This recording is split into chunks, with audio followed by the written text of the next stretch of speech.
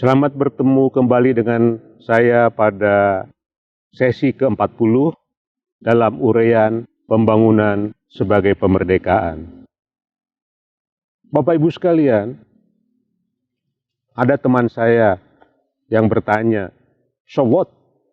Dengan uraian yang panjang itu, dengan bercerita rempah-rempah yang membuat Banda Neira ditukar dengan Manhattan, New York, antar Inggris dan Belanda. Bercerita tentang harga real komoditas pertanian di pasar dunia yang terus menurun, tetapi consumer price index terus naik. Apa? Bapak Ibu sekalian, saya diminta untuk menyampaikan pemikiran apa konkretnya untuk mencipta ulang perekonomian Indonesia. Apa pikiran konkretnya untuk mencipta ulang masa depan Indonesia. Karena semuanya tergantung dari struktur, Bapak Ibu sekalian. Tanpa ada struktur yang kuat, kita tidak bisa tinggi, tidak bisa bergerak kemana-mana. Akan berulang terus. Oleh karena itu, tidak ada cara lain bahwa dengan tujuan pembangunan, dengan impian kemerdekaan, dengan ideologi yang telah diwariskan kepada kita, kita harus mencoba mencipta ulang kira-kira apa. Bapak Ibu sekalian, saya mencoba menafsirkan ada satu hal.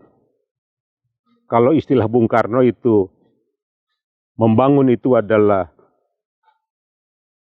perlu membongkar sesuatu, kita ganti yang baru katakanlah. Jebol, bangun. Maka dalam hal ini ada satu hal yang ingin saya sharing berbagi dengan Bapak Ibu sekalian, bahwa kita harus menghilangkan budaya berpikir yang melahirkan struktur ekonomi dualistik. Apa itu? Yaitu budaya berpikir yang memenangkan pihak-pihak yang sudah kuat, yang sudah berada dalam dunia modern, dan mengalahkan pihak-pihak yang lemah, terutama kaum kebanyakan, rakyat kebanyakan. Apa wujud fisik? Saya menggunakan istilah wujud karena kelihatan, yang bisa digunakan untuk bahan perdebatan, bahan pemikiran, perubahan pikiran ke depan, yaitu model ekonomi dualistik pada perkebunan. Di sini sangat terlihat. Bapak Ibu sekalian, bagaimana kita bisa menjelaskan transformasi ekonomi perkebunan tidak berjalan? Tetap saja sampai sekarang, apakah itu swasta, apakah itu BUMN, yang kita jual adalah bahan mentah, bahan setengah jadi. Luas perkebunan sawit itu sudah lebih luas dari Korea Selatan. Bahkan sudah hampir 2 kali lebih luas dari Korea Selatan.